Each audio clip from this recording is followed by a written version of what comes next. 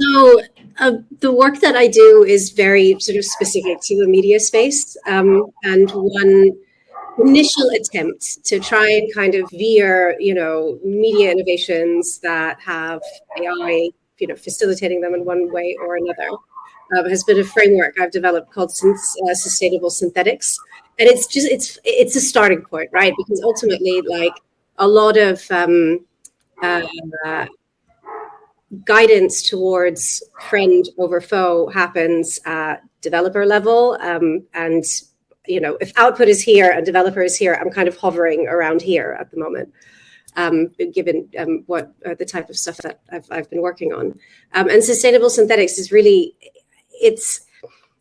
I've had to keep it like super simple. So I've just called it, these are 5 behaviors for you to implement, because a lot of my clients are still kind of like, what is this technology? What does it do? And they're not really thinking about responsibility or ethics or sustainability just yet. So it's kind of like, I'm a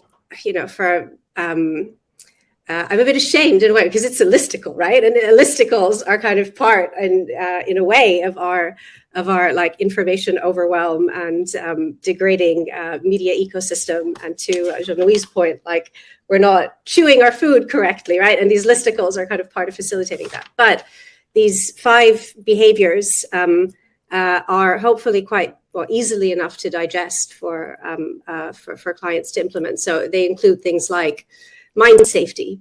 I think it's bizarre that we've been talking about brand safety before we talked about mind safety, first and foremost, like particularly in relation to Twitter, and whether or not it's like brand safe enough to place ads in certain places. It's like, no, hold on a minute. There's a mind at the end of this. We should think about mind safety first before we think about brand safety.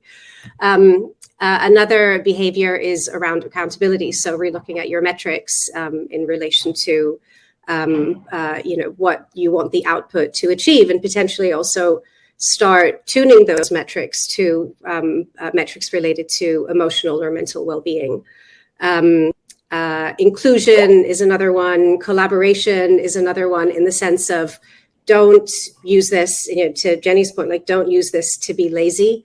Use this as a collaborator, again, to how Jenny was framing it earlier, or use this as a way of bringing your imagination to life, and enhancing that, rather than as a get to something for the sake of getting something out quicker. That was 4. Now I obviously can't remember the 5th one, but it's you get the gist, right? Let's start with some really, really simple behaviors that ensure what you put out there is actually the equivalent of like a biodegradable, right? Rather than like a microplastic or a toxic substance that can cause a hazard. So absolutely. Right?